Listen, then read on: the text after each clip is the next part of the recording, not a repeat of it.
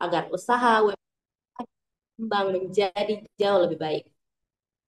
Perkenalkan, saya Tri Apriliani dan hari ini saya dipercaya untuk mendampingi Bapak, Ibu, dan teman-teman pelaku UMKM dalam rangkaian pelatihan yang dirancang khusus untuk menjawab tantangan digital UMKM masa kini.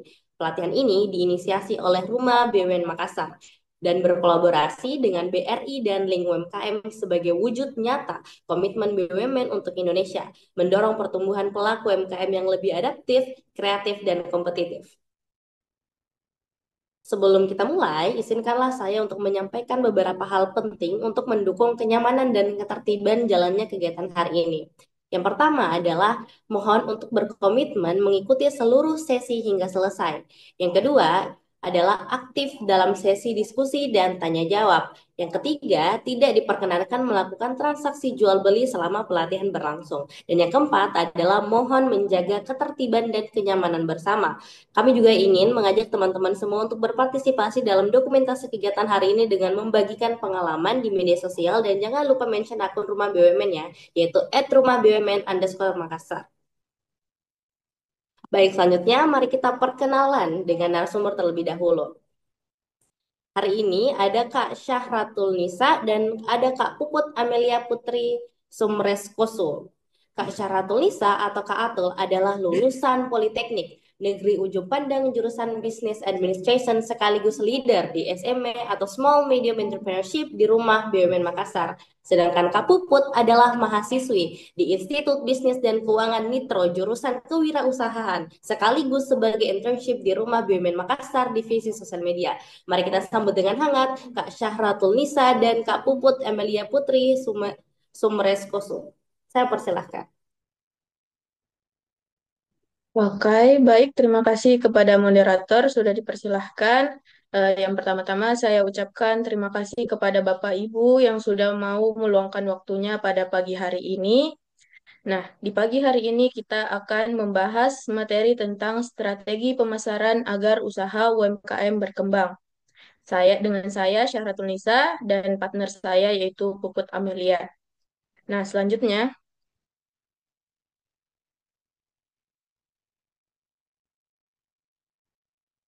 strategi pemasaran untuk UMKM.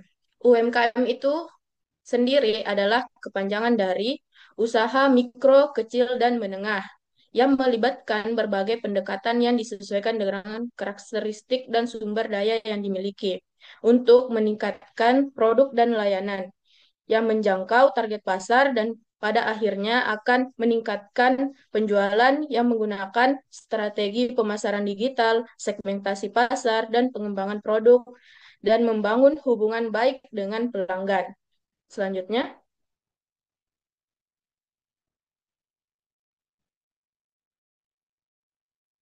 untuk Bapak Ibu, kita dalam menjalankan usaha itu memiliki strategi pemasaran 4P. Apa itu 4P? 4P adalah model yang digunakan dalam pemasaran untuk membuat perusahaan atau merancang dan melaksanakan strategi pemasaran yang efektif. Maksudnya untuk melihat usaha kita berkembang lebih baik, yaitu harus memperhatikan produk adalah setiap barang atau jasa yang memenuhi kebutuhan yang diinginkan konsumen. Misal, di dalam eh, satu contoh, kita berada di wilayah dekat kampus, maka kita akan berpikir untuk menyediakan produk yang sehingga dapat dijangkau oleh mahasiswi-mahasiswa untuk dibeli.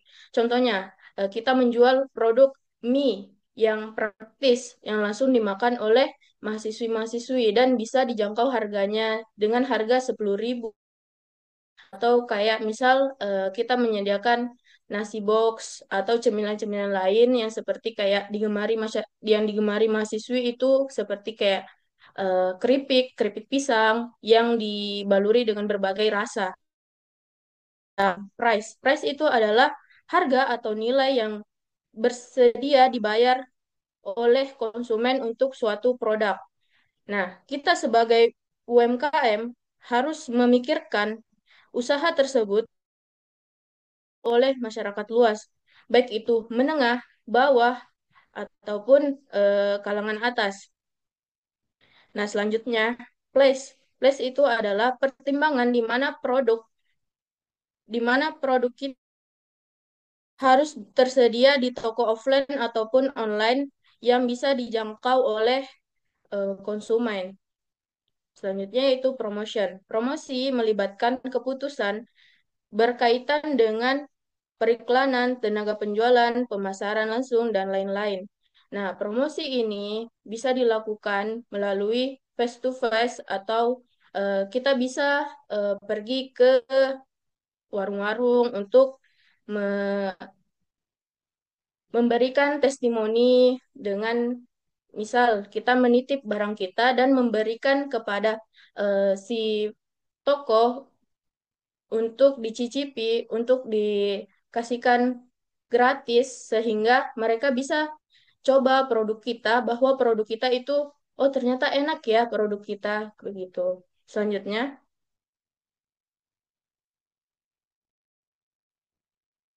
nah, pemahaman target pasar. Yaitu ada tiga, segmentasi pasar, membagi pasar menjadi kelompok-kelompok konsumen dan karakteristik serupa seperti demografi, fisiografi, dan perilaku. Demografi itu adalah rentang usia yang mulai dari eh, balita, anak-anak, 18 tahun, remaja, dewasa, dan lanjut usia. Fisiografi yaitu gaya hidupnya, gaya hidup di suatu daerah.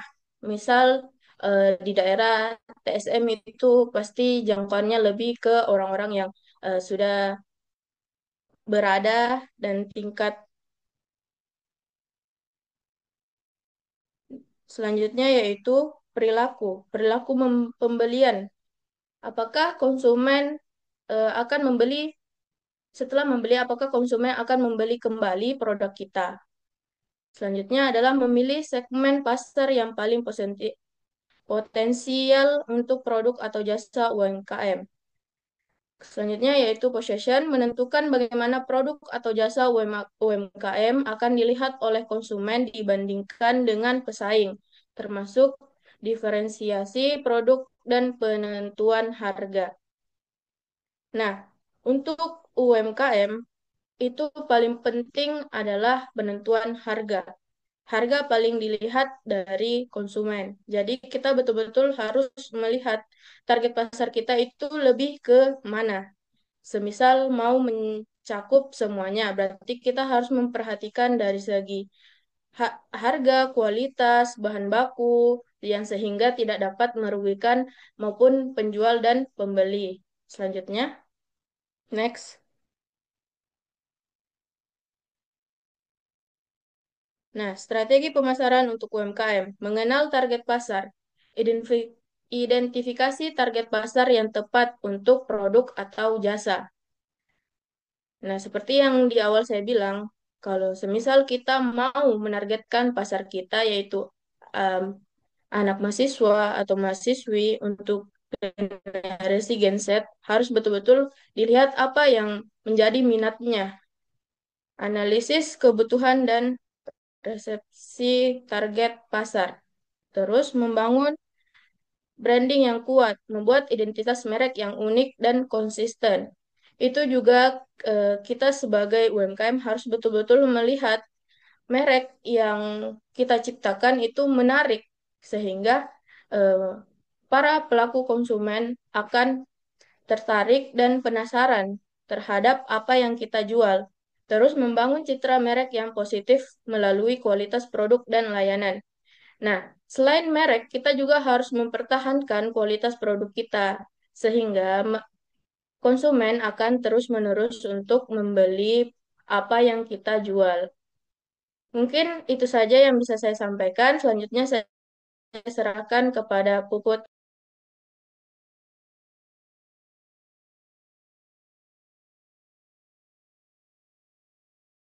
Baik, selanjutnya,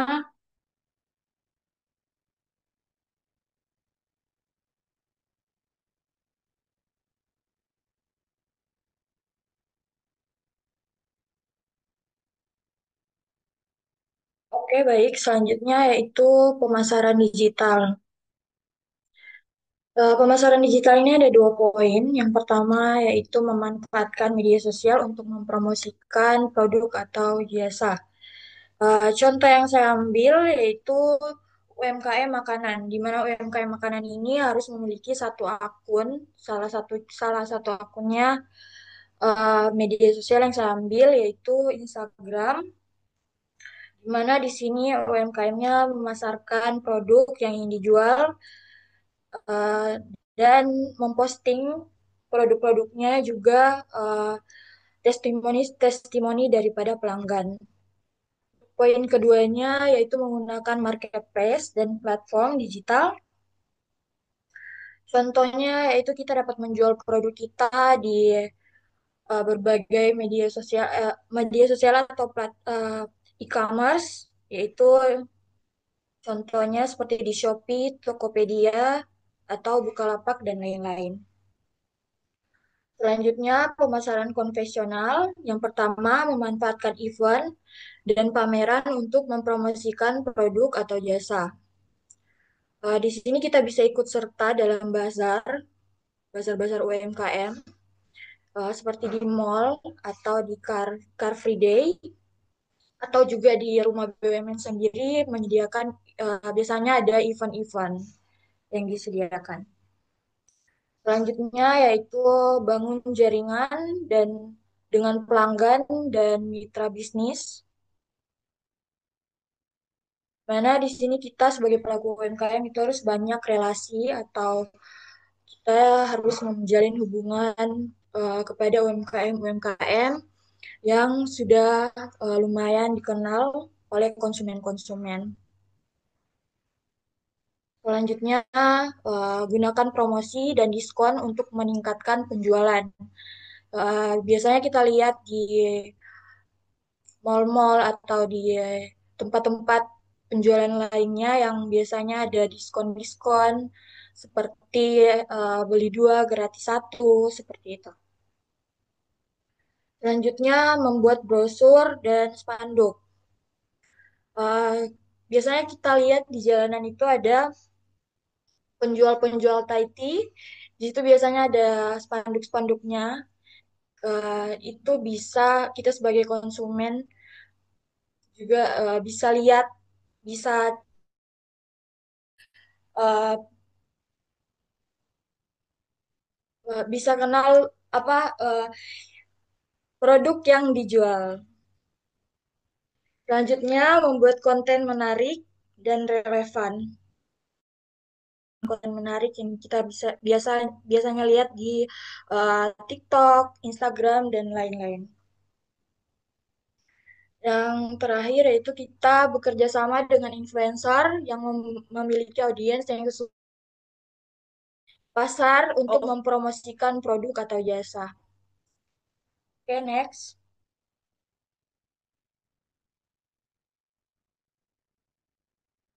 Di sini ada strategi pemasaran UMKM. Pertama, mengukur dan mengevaluasi. Di sini kita memantau kinerja pemasaran secara teratur, melihat data penjualan dan umpan balik pelanggan, di mana kita setiap minggu itu harus cek jumlah seperti jumlah follower Instagram, follower baru di Instagram, dan peningkatan transaksi di marketplace. Selanjutnya, analisis data untuk memahami apa yang berhasil dilakukan. Di sini kita melihat produk mana yang paling laris, lalu fokus pada promosinya. Selanjutnya, meningkatkan kualitas produk dan yang pertama fokus dan pada kualitas produk dan layanan yang tinggi. Contohnya, kita menggunakan bahan baku yang lebih baik untuk meningkatkan rasa dan daya tahan produk makanan. Pasti yang positif melalui kualitas dan layanan yang baik. uh, memberikan pelayanan yang ramah, responsif, dan profesional kepada konsumen baik sebelum sebelum, saat maupun setelah pembelian. Itu harus bagi kita sebagai pelaku UMKM ya. Yang terakhir itu memberikan program loyalitas atau apresiasi kepada pelanggan setia untuk menjaga hubungan baik dan mendorong pembelian berulang. Next.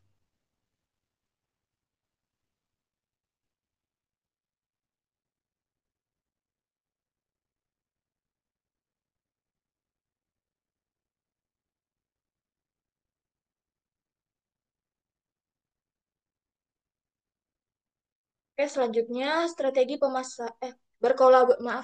berkolaborasi dengan pihak lain.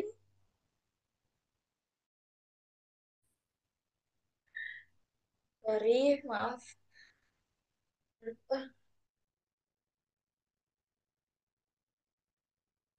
Oke, berkolaborasi dengan pihak lain. Yang pertama, cari peluang untuk berkolaborasi organisasi. Yang kedua, memanfaatkan kemitraan untuk meningkatkan visibilitas dan jangkauan. Yang ketiga, membangun website atau aktif di media sosial untuk memperluas jangkauan dan berinteraksi dengan konsumen secara online. Terakhir, memanfaatkan platform e-commerce untuk menjual produk atau jasa secara online yang dapat diakses oleh konsumen dari berbagai lokasi.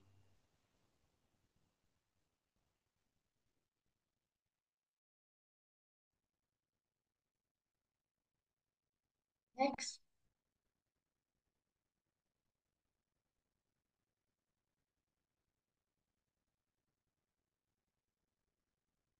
Oke, ada 7 cara terbaik dalam memasarkan produk, yaitu yang pertama, riset target konsumen dan pasar. Yang kedua, media marketing, seperti saya jelaskan di atas, kita harus di mana kita lihat di sini perkembangan teknologi yang semakin hari semakin berkembang. Jadi kita itu sebagai pelaku UMKM ya harus main di media sosial biar banyak konsumen-konsumen yang lihat dan juga bisa menarik perhatian konsumen. Yang ketiga, menawarkan sampel atau free trials. Yang keempat, lokasi bisnis yang strategis. Ini sangat penting karena kita harus memiliki lokasi bisnis yang atau lumayan dikenal atau bisa dipasarkan gitu. Yang kelima, menerapkan strategi affiliate marketing. Yang keenam, menjaga hubungan dengan konsumen. Yang ketujuh, word of mouth, mouth marketing.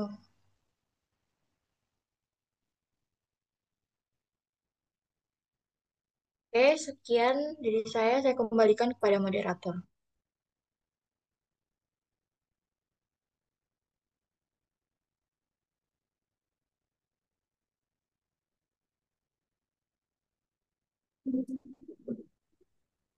Baik, terima kasih atas materi yang diberikan yang sangat inspiratif dan penuh wawasan.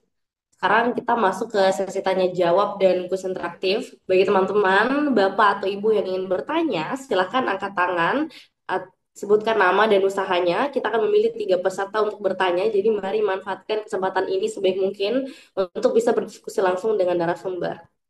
Bisa juga untuk diketik di kolom chat jika ingin bertanya.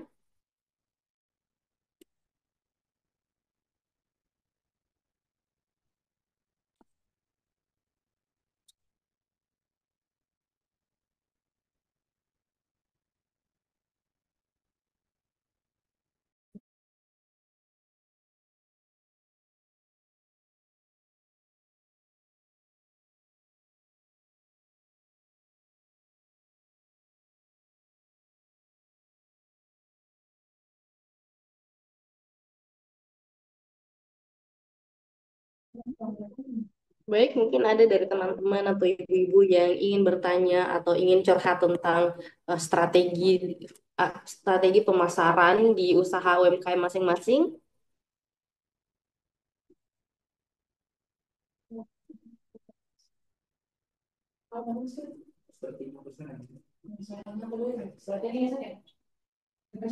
Ya, mungkin ada dari teman-teman, Bapak Ibu yang ingin ditanyakan, karena ini materi saya persingkat, karena memang sudah dijalankan di kenyataan, sudah kita lakukan prosesnya, mulai dari produk, harga, penempatan harga, lokasi. Jadi saya harap lebih aktif di tanya jawab. Kita bisa diskusi apa yang menjadi kendalanya, terus kita bisa cari sama-sama apa solusi dari kendala tersebut.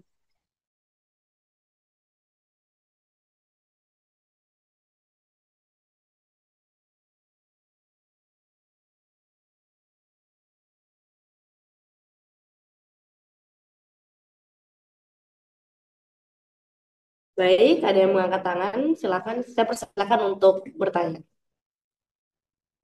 Baik, terima kasih atas kesempatan yang telah diberikan kepada saya. Jadi yang ingin saya tanyakan ini eh, terkait strategi pemasaran.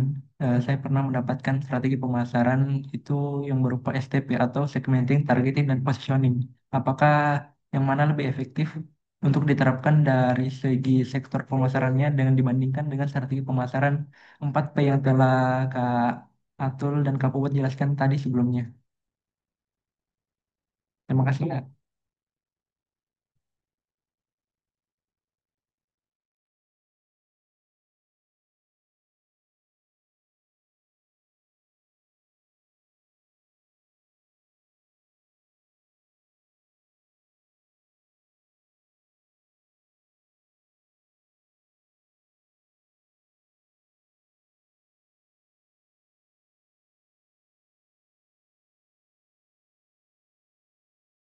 Ya, bisa diulangi mungkin moderator pertanyaannya tadi. Sorry, sorry. Baik, bagaimana bagaimana materi mau diulang pertanyaannya, Kak? Iya, betul. Diulang dulu. Baik, baik, mohon diulang pertanyaannya karena sepertinya tidak jelas. Saya juga tadi kurang mendengar pertanyaannya apa. Jadi mohon bisa diulang pertanyaannya kembali. Eh, Baik Kak, mohon maaf sebelumnya. Jadi pertanyaan saya itu, eh, saya pernah mendapatkan strategi pemasaran itu yang berupa STP atau segmenting, targeting dan positioning. Dan dibandingkan dengan strategi pemasaran STP ini dengan strategi pemasaran 4P yang telah Kakak jelaskan tadi, yang mana lebih efektif untuk diterapkan di bisnis UMKM sendiri itu. Mungkin itu Kak. Baik, terima kasih atas pertanyaannya. Kalau dari saya itu dua-duanya bagus. Cuman kalau untuk pemula, kita lebih fokus kepada 4P karena yang pertama, kita mengidentifikasi produknya yang mau dipasarkan. Terus kita menetapkan harga jual sehingga tidak membebankan kepada konsumen dan menarik konsumen untuk membeli terus-menerus kepada usaha kita. Terus, yaitu place. Place itu adalah tempat di mana kita mau berjualan. Yang betul-betul kita harus mencari tempatnya yang strategis. Bukan hanya sekedar di dalam, juga di luar itu bisa dimanfaatkan lokasinya untuk dijadikan tempat jualan yang bisa menarik sehingga banyak pelaku, banyak konsumen berdatangan. Terus dari segi promosi, nah dari segi promosi di antara tiga yang lain, di segi promosi yang paling menonjol, misal kita sudah punya produk, kita sudah kita sudah produksi, tapi tidak laku. Kenapa? Karena dari segi promosinya yang kurang. Nah, dari segi promosi itu kita memang harus aktif. Misal kita buat Instagram, kita masukkan produk kita di e-commerce, marketplace, seperti market seperti kita masukkan usaha kita di Shopee. Nah, saya pernah punya pengalaman, saya buka usaha kedai kopi itu ada di Jalan BTP. Cuman yang salahnya saya tidak melihat lokasinya. Lokasinya mungkin menurut saya lumayan strategis, tetapi pemasaran saya yang kurang. Karena saya lebih ke targetnya ke anak mahasiswa. Ternyata sekarang ini sudah banyak kafe-kafe yang lebih menarik, lebih estetik dibandingkan kedai kopi yang mungkin harganya murah. Cuman balik lagi kepada konsumen. Konsumen lebih melihat dari segi estetiknya, lokasinya bagus, viralnya, dan lain-lain. Itu bagi target untuk generasi sekarang. Mungkin ada tambahan dari partner saya, Puput. Saya persilahkan.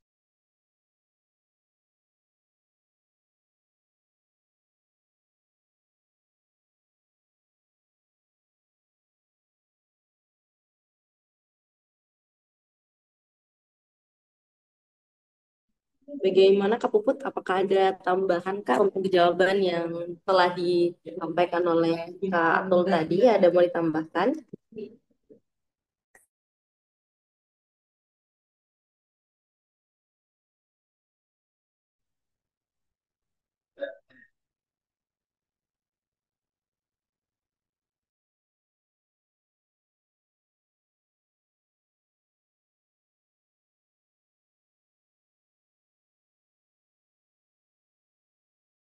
Dari saya cukup.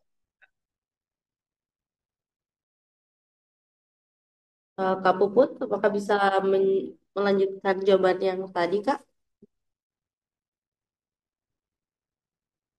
Oke, baik. Sepertinya Kak Puput agak terkendala jaringan. Mari kita lanjut ke pertanyaan selanjutnya. Saya dapat dari kolom chat. Dari Bapak Muhammad Rusdi bertanya, waktu untuk memposting di Facebook, itu bagusnya jam berapa Kak Atul? Waktu untuk memposting postingan di Facebook supaya banyak viewersnya, itu lebih baik diupload jam berapa? Ya baik, di sini saya akan jawab. Untuk waktu memposting di media sosial itu lebih baik saat seperti di jam 10 atau jam 11 pagi. Kalau untuk eh, sorenya ke malam itu bisa jam atau jam 8 malam. Atau juga bisa di akhir pekan seperti hari Minggu dan hari Sabtu.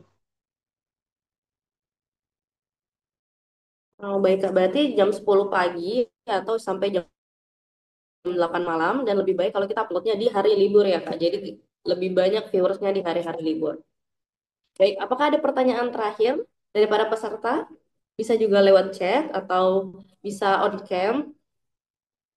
Baik, terima kasih.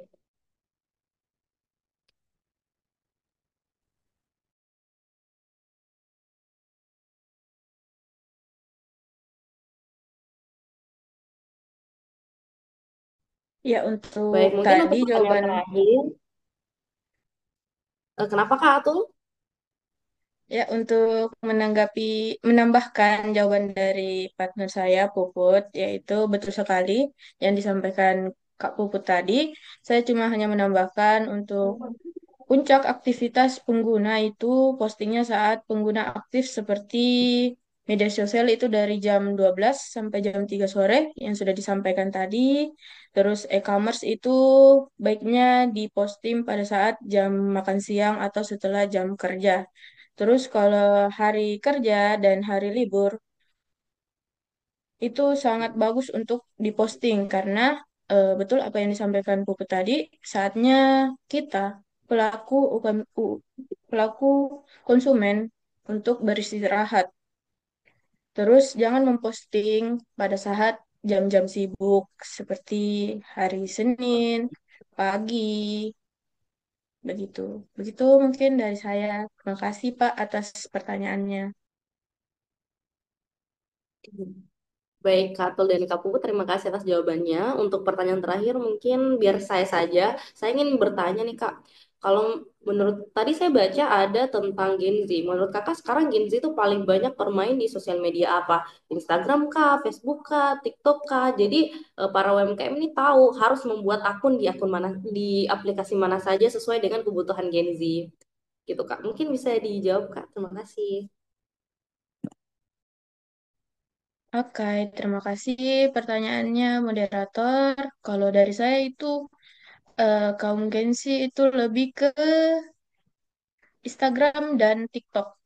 Nah, apalagi sekarang TikTok itu punya fitur belanja. Nah, Gen Z itu lebih tertarik kalau ada diskon-diskon yang dia dapatkan. Terus di Instagram dengan misal toko ini memposting ada promo dengan kuis-kuis yang diberikan, pasti kaum Gen Z itu sangat suka untuk promosi-promosi seperti itu. Mungkin jawaban lebih lanjut kepada Kak Puput, karena kebetulan ini Kak Puput juga lebih aktif dan lebih tahu tentang sosial media. Terima kasih.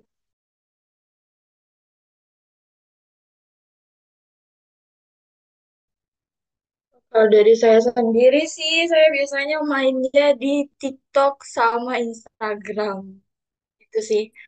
Karena di TikTok itu kan lebih banyak gengsi, apalagi sering ada tren-trennya kayak seperti itu. Kita itu bisa pasar, jadi kita itu bisa memasarkan produk-produk kita itu lewat tren-tren yang ada di TikTok. Baik, Kak. Jadi yang paling banyak dimainin sama Gen Z itu adalah TikTok dan Instagram ya. Jadi para UMKM itu harus punya akun Instagram dan TikTok ya untuk pemasaran sepertinya supaya bisa lebih dikenal lagi oleh para generasi Z. Baik, sudah 3 pertanyaan, Kak. Mungkin kita bisa masuk ke sesi selanjutnya, yaitu sesi pemaparan info program dan unduh sertifikat. Baik, minta tolong untuk operator bisa ditampilkan untuk pemaparan program digital marketing. Baik, jadi di Rumah BUMN Makassar itu kita punya divisi namanya digital marketing. Jadi di sini di digital marketing akan membantu para UMKM untuk bisa memasarkan produk mereka dari beberapa aspek. Yang pertama ada e-katalog dan website, yaitu promosi produk dan layanan pada e-katalog dan website resmi Rumah BUMN BRI Makassar. Lalu yang kedua adalah display produk, yaitu menampilkan produk di rumah BUMN BRI Makassar untuk mendapatkan dukungan pemasaran. Yang ketiga adalah review dan visit, yaitu membuat konten menarik untuk promosi produk dan mengunjungi rumah produksi usaha kamu. Lalu yang keempat adalah branding UMKM, mendesain logo, kemasan, kartu nama, dan brosur agar meningkatkan daya tarik dari para calon pembeli.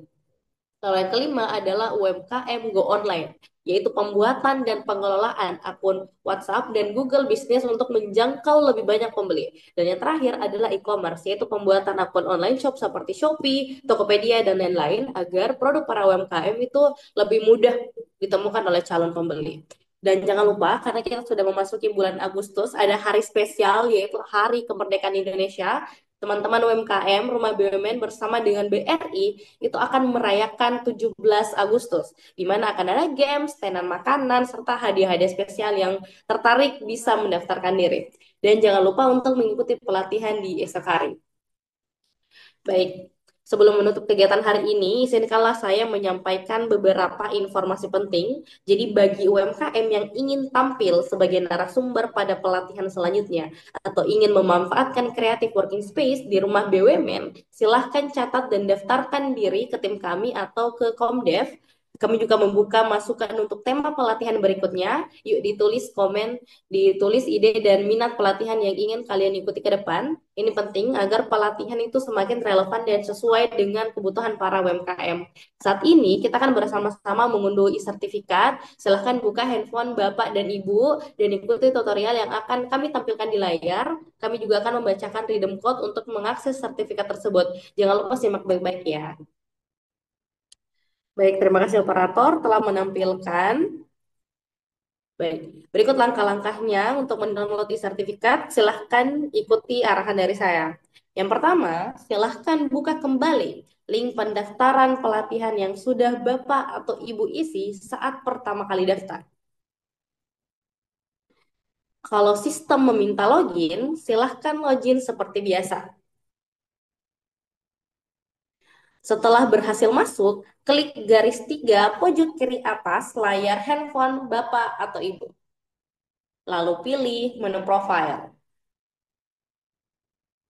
Baik, setelah masuk ke halaman profile, scroll ke atas, lalu cari menu akun, lalu pilih sertifikat saya. Di sana akan muncul semua pelatihan yang pernah Bapak atau Ibu ikuti. Cari pelatihan hari ini dengan tema yang telah saya sampaikan tadi. Nah, sebelum sertifikat diunduh, Bapak Ibu akan diminta mengisi survei singkat terlebih dahulu. Mohon diisi dengan jujur ya, karena ini akan membantu kami mengevaluasi pelatihan ke depannya. Setelah itu, masukkan kode redeem yang telah kami kirimkan, yaitu Go Pemasaran, huruf kapital semua, dan disambung. Mungkin saya bisa bantu ketik di kolom chat. Baik.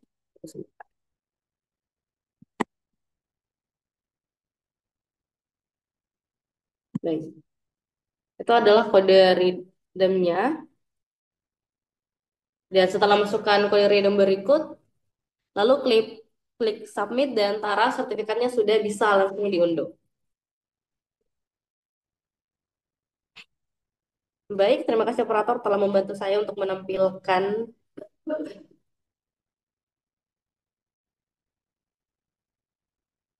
Baik, baik, katanya redeemnya tertulis netralisir. Oh, apakah sudah bisa diunduh, Pak? Oke, baik, sudah bisa.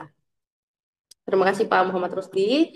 Baik, mungkin kita tutup pelatihan untuk pagi hari ini. Akhirnya kita selesai.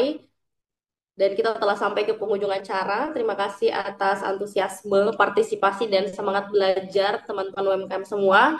Mari kita abadikan momen hari ini dengan sesi foto bersama. Mari tunjukkan wajah penuh semangat dan senyum bangga dari pelaku UMKM yang siap naik kelas. Baik, silakan operator untuk mengambil gambar. Saya hitung. Baik, 1, 2, 3. Baik, lalu silakan lakukan gerakan seperti ini. Baik, 1, 2, 3. Sekali lagi seperti ini untuk sesi dokumentasi. Baik, 1, 2, 3. Baik, terima kasih Bapak-Bapak dan kakak-kakak pemateri yang luar biasa. Terima kasih kepada Kak Atul dan Kak Puput atas ilmu yang telah dibagikan kepada seluruh tim rumah BUMN, panitia, dan tentu saja para UMKM hebat yang sudah hadir pada pagi hari ini. Sampai jumpa di pelatihan selanjutnya. Saya Tri Apriliani pamit undur diri. Wassalamualaikum warahmatullahi wabarakatuh. Selamat pagi dan sampai jumpa.